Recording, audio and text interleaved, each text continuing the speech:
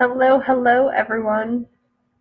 Jessica here with Time, Order, Purpose, Organizing, and I'm coming to you today for our free virtual class called Get Your Cabinets Organized.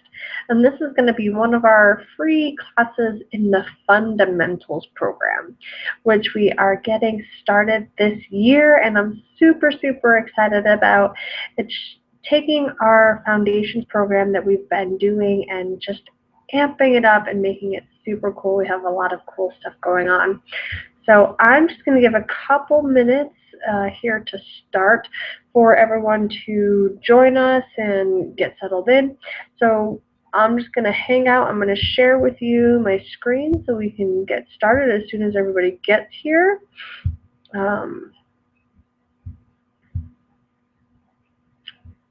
And as soon as everyone gets here, we will get started. I know we definitely have at least a few guests that were planning on attending with us.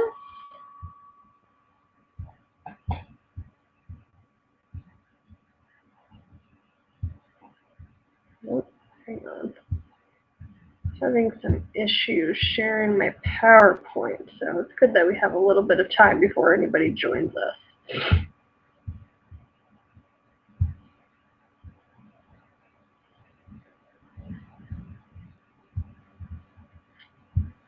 And we do have another minute or so before 7 o'clock, so we just want to make sure we give everybody time to get on.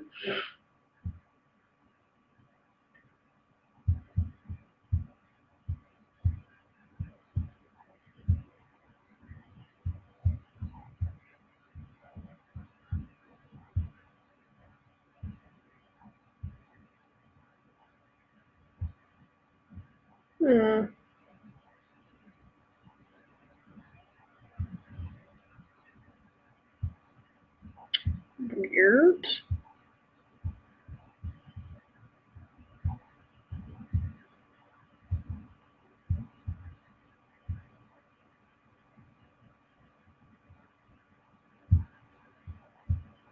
There we go.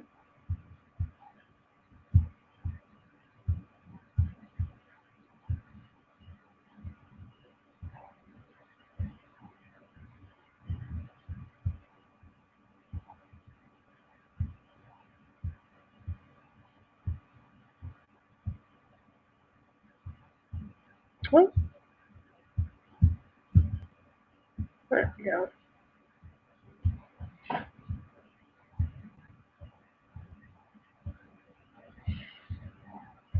Oh, this is being super stubborn today. Hang on one second. Oh, goodness gracious.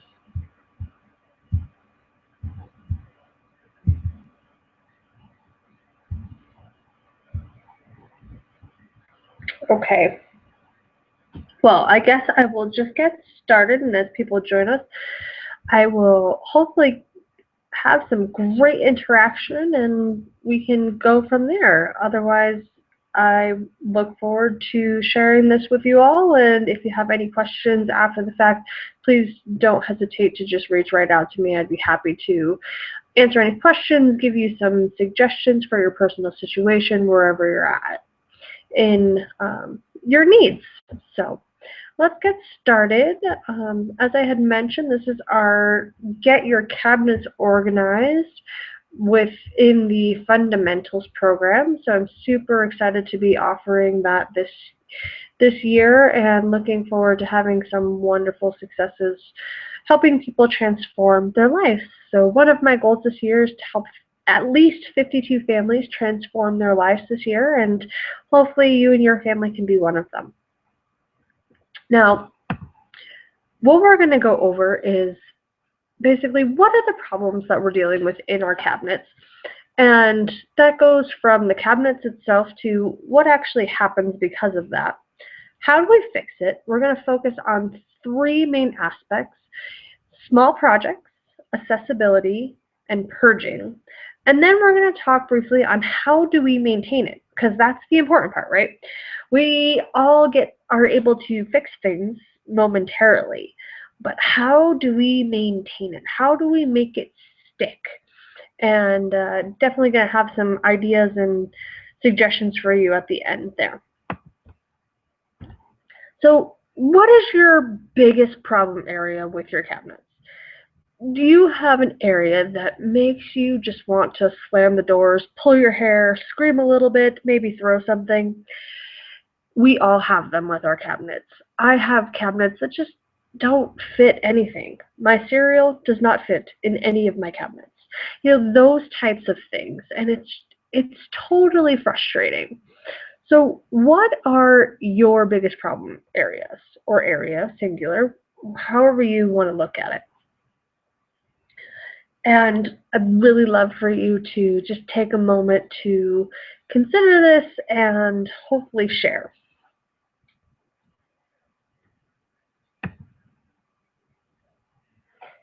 Now, some of the general issues that we have with cabinets, some of us live in older built um, homes, and the cabinets were built much differently than they are now, and shelves were not adjustable and things along those lines.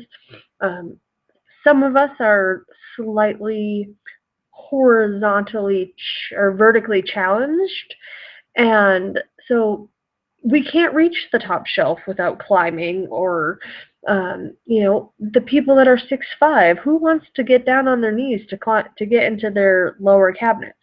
So we definitely have things along the lines of they're too tall, or they're too short, or short being they can't fit the cereal box in there, or it's not deep enough to hold whatever you need it to hold.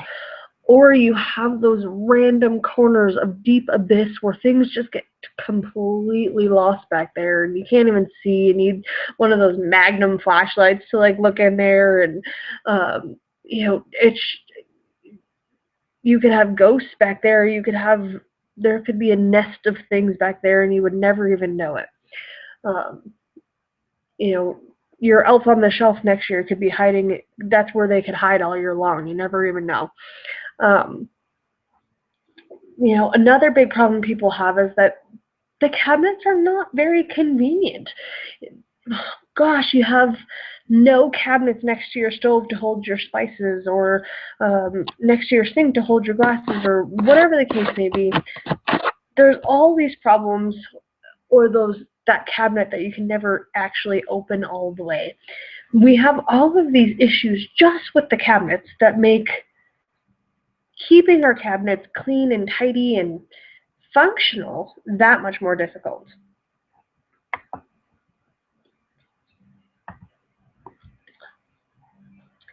And when we talk about the cabinets, we do have to talk about, well, what's going in them?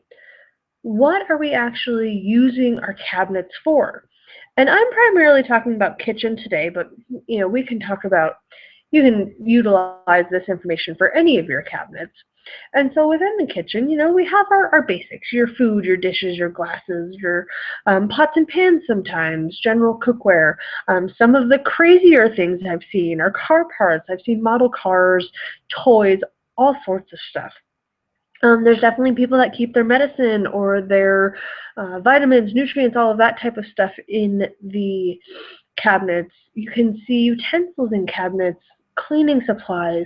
We have our snacks, our small appliances, so think your waffle maker or your George Foreman, those types of things, your hand mixer, those types of things all go in our cabinets.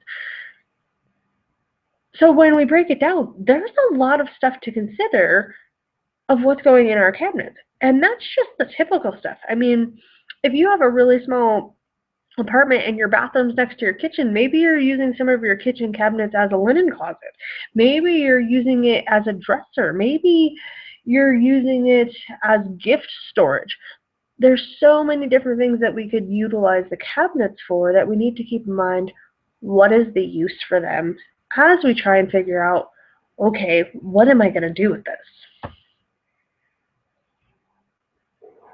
And so I want to ask, what are the 3 strangest things you've ever seen in someone else's cabinet?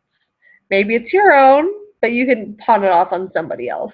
Or, maybe it's your neighbor. Maybe it's your best friend. And you do not have to give up who it is, but I'd love to hear some of the strangest things you've seen in somebody else's cabinet. Because we're all kind of strange and we do some weird things. I keep my potatoes in one of my cabinets. I definitely keep extra the drip pans for the stove. Those definitely get kept in one of my cabinets because for some reason they just get so dirty all the time, no matter how much you clean them. What else have I kept strangely in my cabinets?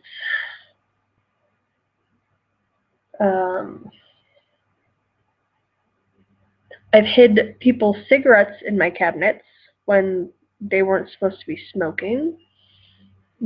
I've used them for books. So definitely used my cabinets for some not so typical type things. And I'd love to hear some of your things. So feel free to share them with me on Facebook, on YouTube. This will get posted on YouTube. So some of you will probably be watching it there, and I'd love to hear your comments.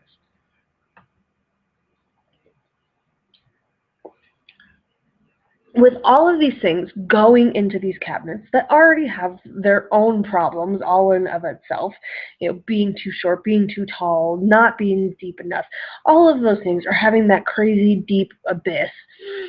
What are the problems that we have in our cabinets? And there's so many more, but some of the biggest ones are we end up with food expiring. We can't see it, we don't use it, so way back in the corner somewhere is cans that are 2 years too old, or a microwave meal that doesn't need to be refrigerated that can probably get tossed out as of Christmas 3 years ago, or whatever the case may be. And we just don't know about it because we don't get back there, or we don't really rotate our stock, or there's so many reasons. The kids don't ever go in that cabinet, and we don't eat anything out of there anymore, or whatever. Dog food is also another thing that can go in a cabinet, or cat food, or whatever. So if you're not using it regularly, that happens. And one of the things I see the most is people are losing things. They can't find it. Where's those chips? Where's this?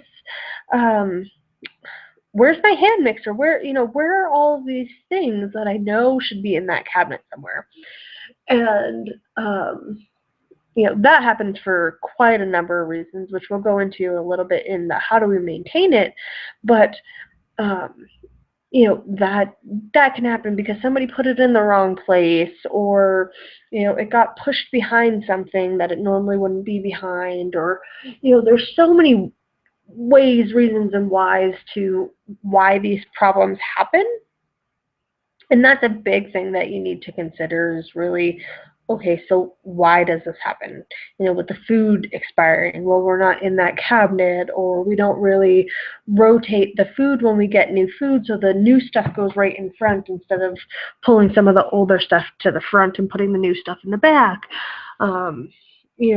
With losing things, maybe that deep abyss, you just can't get to it, and something fell in a crack somewhere, or there's no real organization, so your canned goods are in with your plates, and the small appliances are in with, your snacks and things along those lines. And one of the problems with losing stuff is we end up buying seconds of stuff. And eventually you'll find that bag of chips, and eventually you'll find the flour and things along those lines. But eventually, it's never right when you need it, right? So you end up going to the grocery store and you spend the $15 more that you didn't need to spend, and then the stuff that you had in there ends up expiring anyways, or you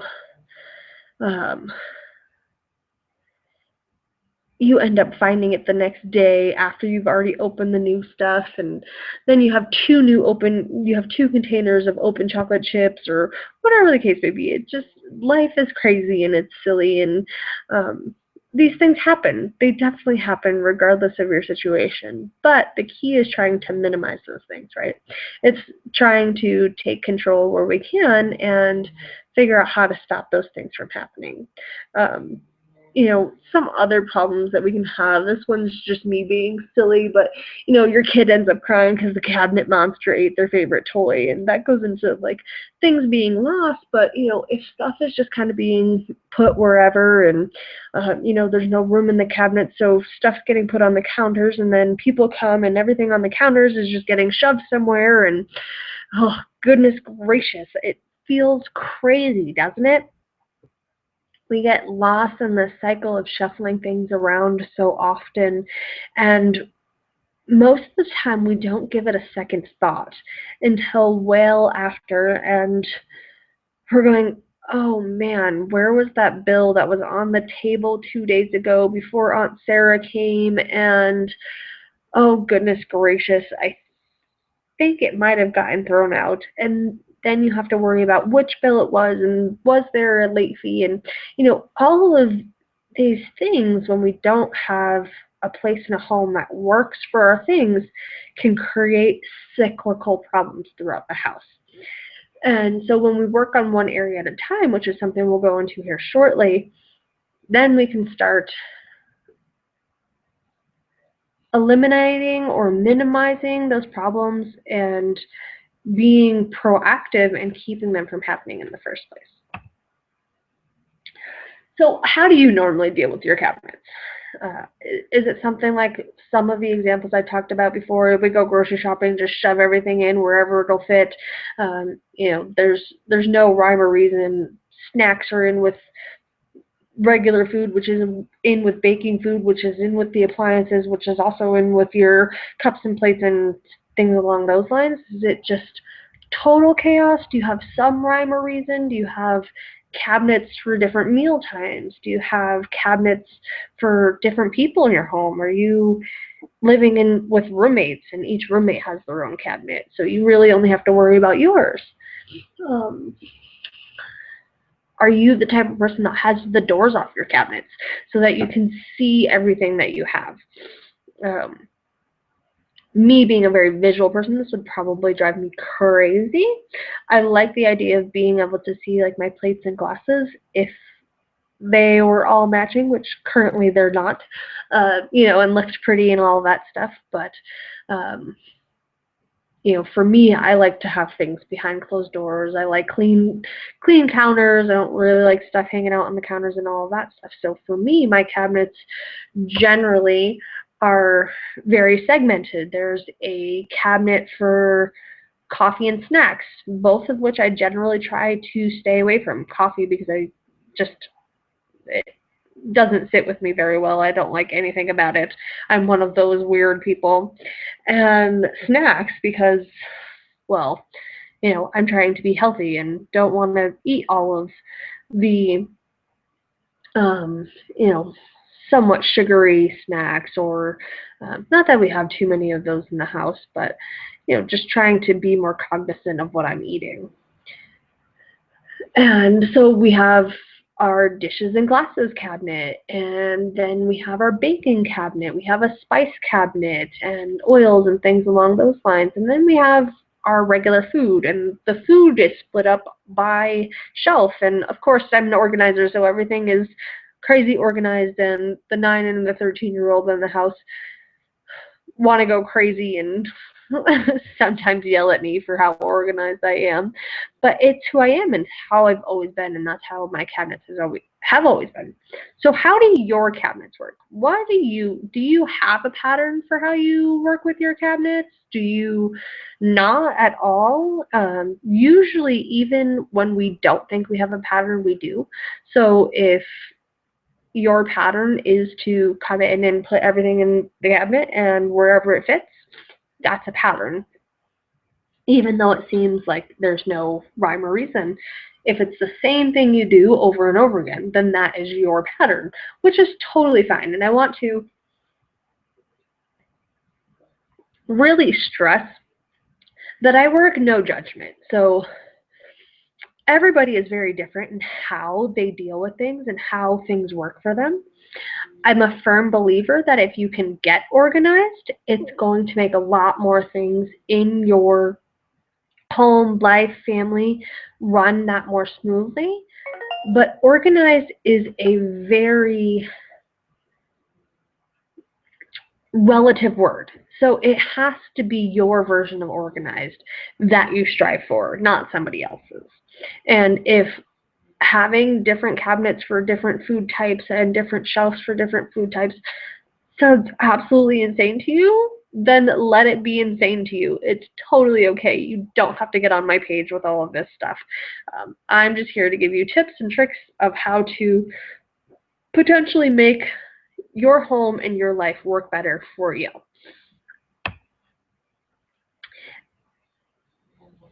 The biggest thing I can ever suggest throughout your entire home, and especially within your cabinets, is to not take on the whole thing at once.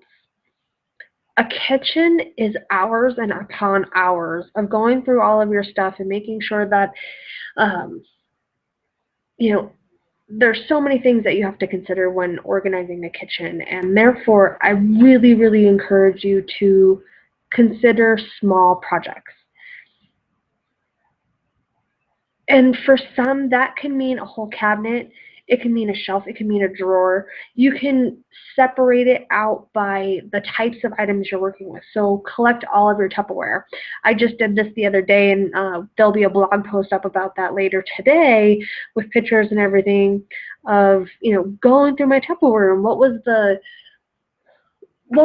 steps that I took to do that. So I would love for you to go to toporganizing.com/blog and check that one out if you're interested in more of a step-by-step approach to this small projects idea. But the whole purpose of it is really to just get you considering how to break down that big space into much smaller, bite-sized, manageable pieces. Far too often we don't start doing something because we have no idea where to start, right? We're overwhelmed. We look at the whole kitchen and there's stuff over all of the countertops and the cabinets are exploding and the refrigerator hasn't been gone through or cleaned out in months, and there's probably 4-month-old condiments that need to get rid of, and underneath the kitchen cabinet where your cleaning supplies are, that is just overflowing with spare plastic bags and supplies that you keep picking up, and different organization systems that just keep getting tossed under there because you haven't had time to put them in there. And I know I blow everything out of proportion.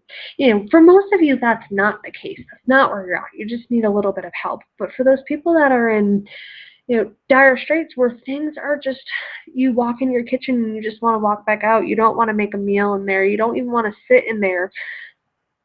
It's super, super important to remember small projects. So if you can take a quarter of the table, if you can, work on one section of the island, if you can find all of your small appliances, just go through the canned food today. All I'm doing is canned food, or just the baby items, or the snacks. And you know what? I really want a snack. So before I can have my snack, I'm going to go through all of the snacks, make sure they're, make sure they're still good, make sure they haven't expired, make sure none of them are empty, because, especially when you have children in the house, or sometimes our lovely men in our lives love to do this one. They'll eat all but the last one just to say that they didn't finish it. But, what good is one cookie in a bag type of thing. So these are all things that, we can work on in small bite-sized pieces. And you can do this throughout the house, in the bedroom. Instead of thinking about the whole bedroom, consider one drawer at a time, or half the closet at the time, or half the top shelf at a time. Whatever seems manageable for you. If you set a 30-minute limit, don't try and do, a full cabinet. A full cabinet is going to take you more than 30 minutes. Consider one shelf. And, just understand that if you don't finish, have a game plan. If you don't finish in the time allotted, will you allow yourself more time? If you don't finish in the time allotted, will you have a place to put it all so you can come back to it, or does it all have to go back to where it was? And, you know, keep those things in mind. So small projects are definitely my hugest, most favorite thing, because if you ever read To Give a Mouse a Cookie, you know, they blow everything out of huge proportions. And I think our mind does that with us when we have to look at projects, and we think of like 9 million other things that need to get done with either within that project or outside of that project or because of that project. And when we can break it down to the tiniest little piece of that, it really is powerful, and we can get a lot more done. So I have a challenge for you, and I call it the cooking utensil challenge. And of course, I forgot the ing, but no worries. And I want you to, you know, whether you physically get up and do this or if you just think in your mind, can you find at least one utensil you never use? For me, immediately right off the bat, I have basting brushes, and I have two, and I don't think I've ever used the small one ever. So, you know, these are things that you can really consider of, is it taking up extra space? And, you know, just starting to think about the things you own in a different way, giving them any thought at all, because a lot of times we just own stuff and it just sits in a drawer and we don't really ever consider its existence. And what is the point of owning stuff if we're not going to use it, if we're not going to enjoy it? Most of the things in life we should be enjoying, right? They should bring us joy. They should bring us, they should serve us in some way. And if the things that you have in your home are not serving you, being you're not using them, or they don't bring you joy, or they're not helping you accomplish something, then it really is time to consider, is it worth having in your home? And from that, we move to the accessibility piece of this.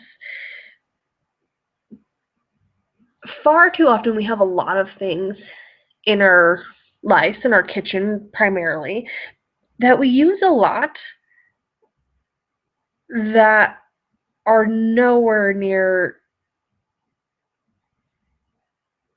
in a comfortable place for us to use them. You know, so you know we have to climb on top of a cabinet, or you know we have to move 5 things out from in front of it until we can get to it, and we don't make things easy on ourselves.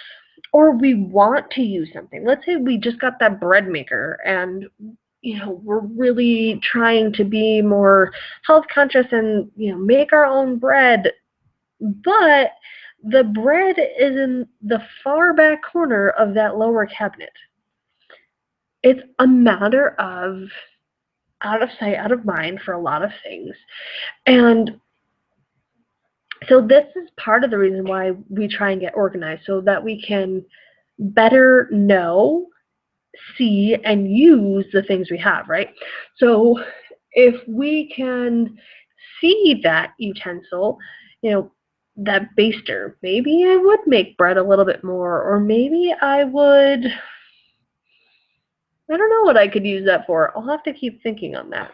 But, you know, if we see sandwich maker, for instance, how often would it be super cool to grill up a sandwich? I used to do it all the time when it sat out on the counter, but now that it's hidden away, I think I've used my sandwich maker once in this house, and I've been here over a year. So we need to keep in mind with the things that we have these questions. How often do we use it? How heavy is it? And I laugh at this one because, you know, most of us don't think about these things. We're going to put something that's really heavy way above our heads, and on that day that you need, you know, the crock pot that you store stuff in on top of everything else, you have to climb and reach, but it was a really long day. The last thing you want to do at the end of the night when you're trying to get dinner ready for tomorrow is have to climb on top of the cabinets like a monkey and pull this heavy thing down above your head, And some of us have amazing men in our life that will do that for us, but I'm sure they don't want to do it either. And so that goes into is it easy to move? There's some things that are really hard to grasp, or they're shaped weird, and it's really hard to hold them. And, how much space does it take up? Is it something that you can put inside of something else, or will it fit in a corner nicely? And, the things that we're trying to use more regularly, are they pretty? Do they match the scheme in our kitchen? If not, we're most likely not going to want to put them out on the counter space if we have it. And these all may seem silly to have to consider, is my toaster oven pretty? But if it's not, if it's a big eyesore, like if it's your great grandmother's toaster oven, but it works amazing and it's still going, and you don't necessarily have the money to go buy a new toaster oven, but every time you look at it, you go, oh gosh, what can we do to make it look prettier if it's something that you use regularly? If you don't use it, why are you keeping it? And we'll go into that in the purging, but there's just so many things that you can consider around accessibility. We generally try and keep glasses somewhere near the sink in case we need water, for those of us that drink water from the tap. Or plates next to the oven, spices next to the oven. These types of things, we want to make sure that where we're going to use them, they are accessible, and the things that we use regularly are accessible, so that we're not having to create more work for ourselves and expand more energy that definitely does not need to be expanded.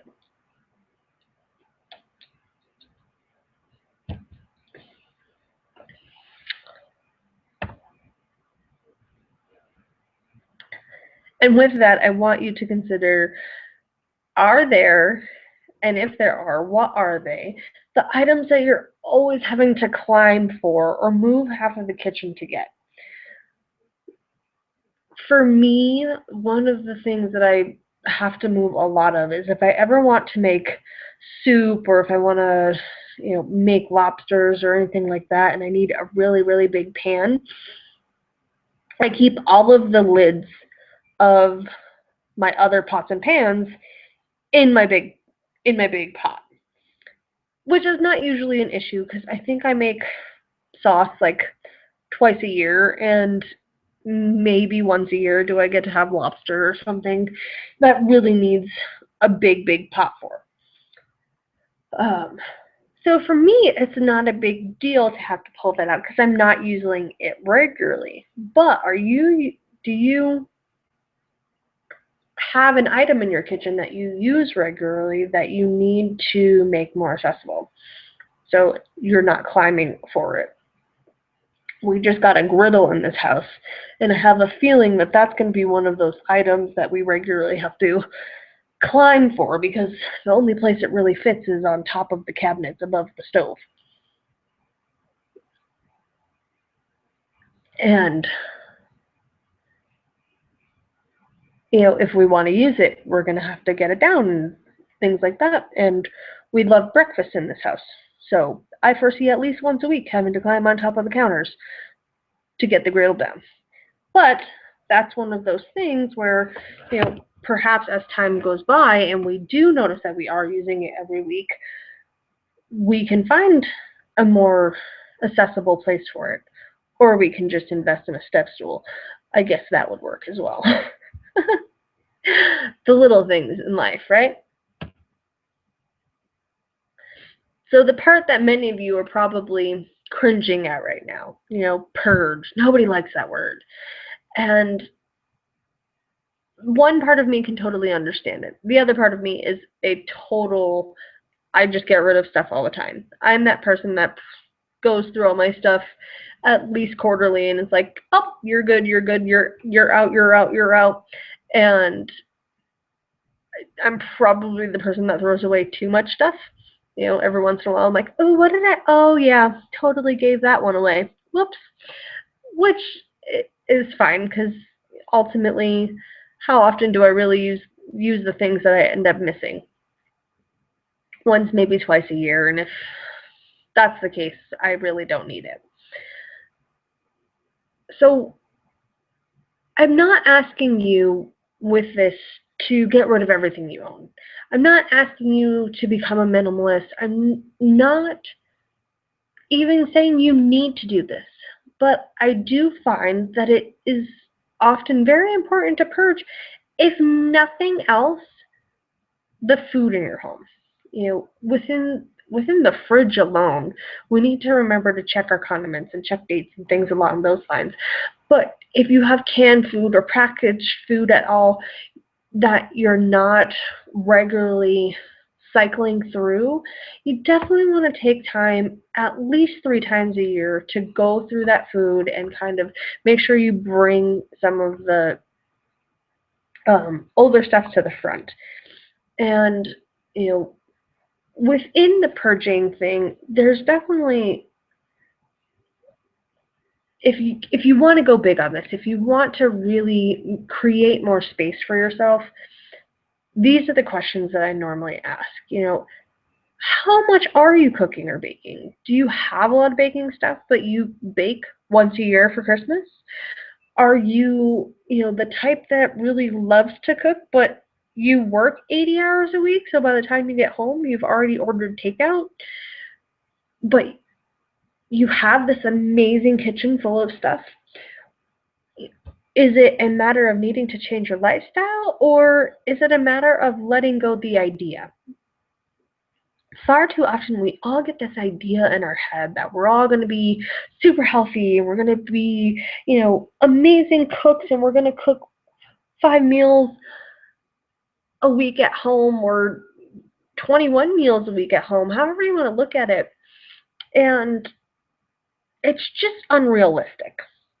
Have you ever set a goal for yourself and then realized later, I don't know what I was thinking. There was no way that I was actually going to do this. And not a matter of couldn't do it, because I think we're all capable of doing just about anything that we really, really want to and set our minds to, but going to do it. There's certain things that we have that emotional attachment to that allow us to power through and make things happen.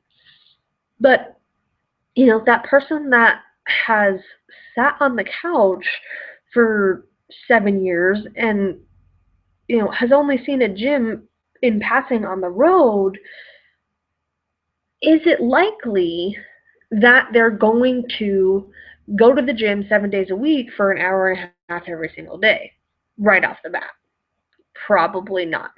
And the same thing within your kitchen. If you are currently eating out almost every single night a week, and then try to resolve that you're going to jump right back into the kitchen and cook all the time, I mean, unless you absolutely need to do that out of necessity to save money, pay off bills, whatever the case may be, woo the girl of your dreams, whatever it is, unless there's some major emotional attachment to it, you have to understand if you're actually going to make the changes around cooking more, baking more, spending more time in that area. And if not, you need to be okay with that. And if not, that's when we can consider purging. If you're not spending the time in the kitchen, or you're very realistic, like I cook twice a week, I bake 3 times a year, then we can look at what you have and we can make it work for you, especially for people in those tiny little kitchens that have no storage. Like, if you're not a big cook and not in there all the time, let's find ways to minimize. There's plenty of different storage options. There's plenty of different utensils that are multi-use now, so you can get more out of what you have. And, something to consider when we're purging is a lot of us have stuff from parents or grandparents or friends, and, it was a great gift at the time, but now that it's a little older, maybe we've used it a bunch, it's starting to make some weird noises, it might have some smells, either when you use it or just sitting there, and we look at it and it's like, oh, but my mom bought that for me, or oh, but technically it still works. When things like that start happening, we really need to consider, can we purchase a new one, or is there some way to get this fixed? Because when you have these things happening in your home, those weird noises and smells, it starts to create that negative energy, and then you're like, well, I don't want to go in the kitchen because that thing's weird, or you know it smells in there, and then you end up not wanting to cook because you don't want to go in the kitchen because that thing smells, and we get into the whole, if you give a mouse a cookie scenario, where you just can make that circle go around and round and round, and the powerful thing is knowing when it's time to get rid of something. And so I highly encourage you to just consider those things. If something's not working and you're not going to fix it, it's been on the counter for 2 months broken, and you have a note, get this fixed, and you haven't even called somebody to find out if they can fix it, probably time to just let it go. You're probably very busy. There's a lot of other more high priority things going on in your life, and unless you have a personal assistant who can take care of something like that for you, just cut your losses and go get a new one if it's something that you really need. But if you've let it go for two months without fixing it, it's probably something you didn't need in the first place. So what is something that you've kept around for sentimental reasons but have never used? Maybe it's grandma's china, or I have some of my grandma's roasting pans, but I actually do use those.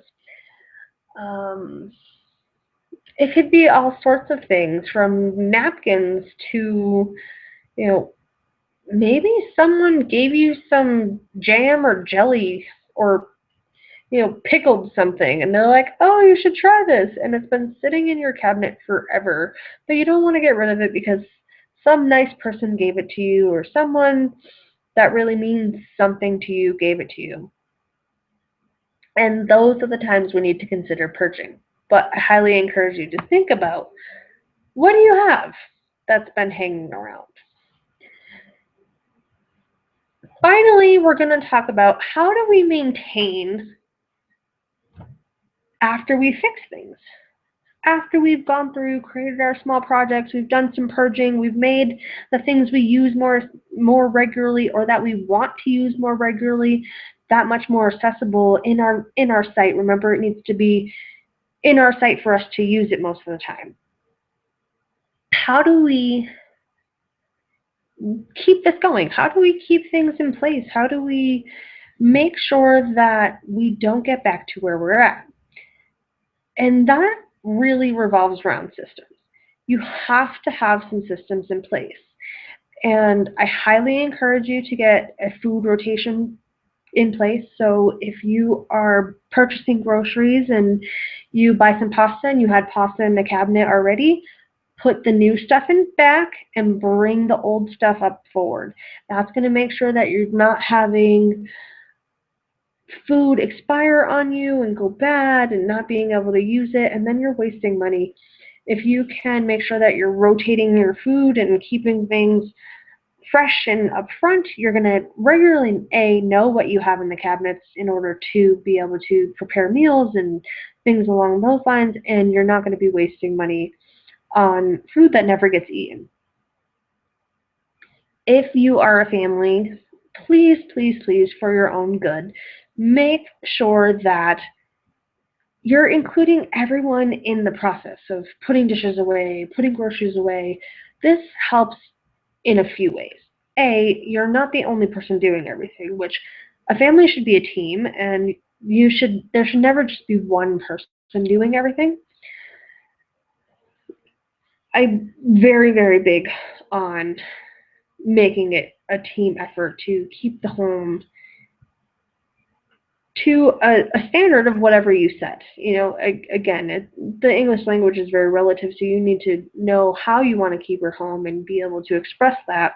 And that's all stuff we go over throughout the fundamentals program. But if you can have your family help putting dishes and groceries away, they know where stuff goes. And if they don't know, then you can teach them. And they will also be able to see, we have a lot of this and help out with grocery lists, or we're missing this, or I would really like to see this in the house. Or, 3 glasses broke this week. We're only down to 5 glasses. We might need to go buy a new set of glasses. When there's more eyes and hands dealing with all of that stuff, you have a better, or you can have, if proper communication and things like that are set up in place, you can have much more better efficiency, as as long as everybody knows the other systems that are in place, the rotating the food and things along those lines. Something that a lot of people don't consider, and I am really big on, is doing a semi-annual well check. And this is for all of your appliances, big and small, as well as your dishwasher and things along those lines. So, plug in the toaster oven, plug in the George Foreman, double check to clean the back of your refrigerator. Those coils can get all sorts of dusty and cause problems in the efficiency of your refrigerator. So just in general, you want to make sure that you're keeping areas clean and free of dust and things along those lines. But if twice a year you take the time to look over your plates and glasses and see that 4 or 5 of your 6-plate set is cracked, maybe it's time to consider starting to save for a new dishware set, because if they're cracked, there's a good chance they're going to break sometime soon down the line. And things along those lines. Or maybe your coffee maker's not working or not working great.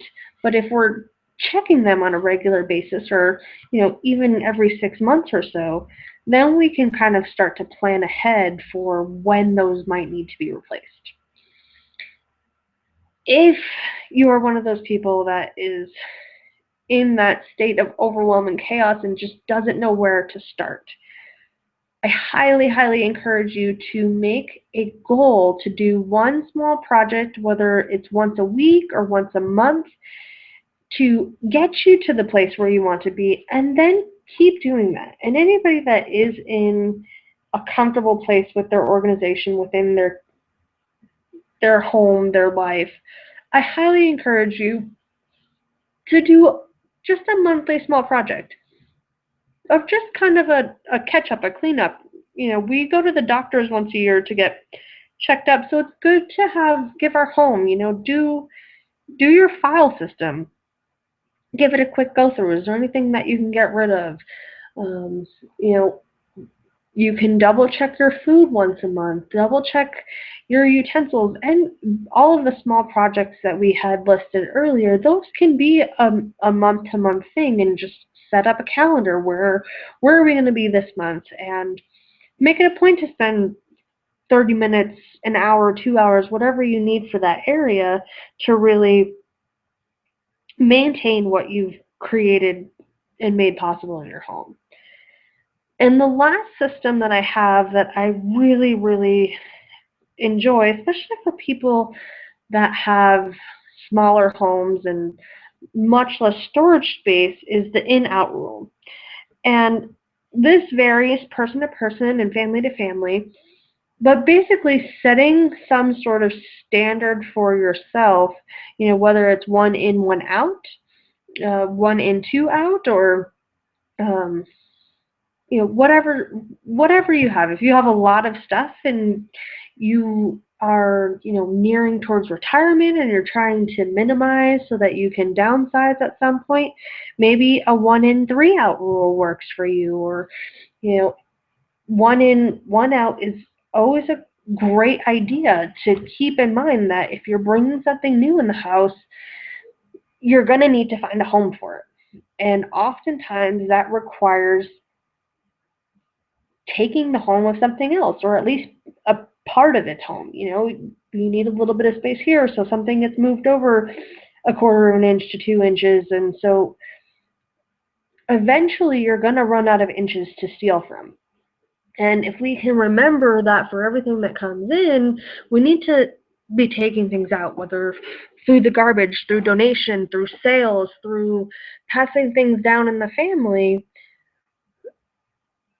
We are constantly creating more space for ourselves. We're constantly maintaining that status quo of everything having a home and being organized to your level of organization. And we end up being able to maintain versus constantly getting in that cycle of, oh goodness, we're a mess again, we have to start all over. And that's the biggest thing that we work on at Time Order Purpose Organizing, is being able to find things to help us maintain instead of constantly being in that cycle of, oh, I got things to look great, and a few months later it's a complete disaster again. How do we make those 1% changes to ultimately change our lives?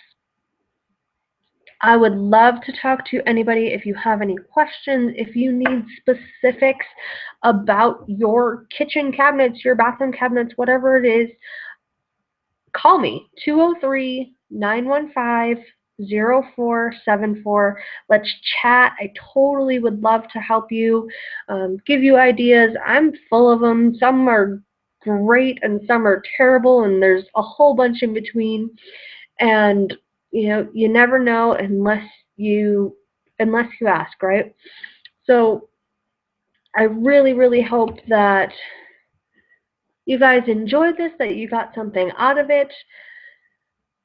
Please feel free to post questions, share about, the craziest things you found in somebody's cabinet, or what's the thing that you're constantly having to climb for or move your whole kitchen for. I really would love to hear from you, and I hope that you all have a fabulous evening. And please feel free to share this with anybody you know that it would be helpful too. It's Jessica with Time Order Purpose Organizing. This is Get Your Cabinets Organized from the Fundamentals program. This is our free class, and I look forward to seeing you all soon.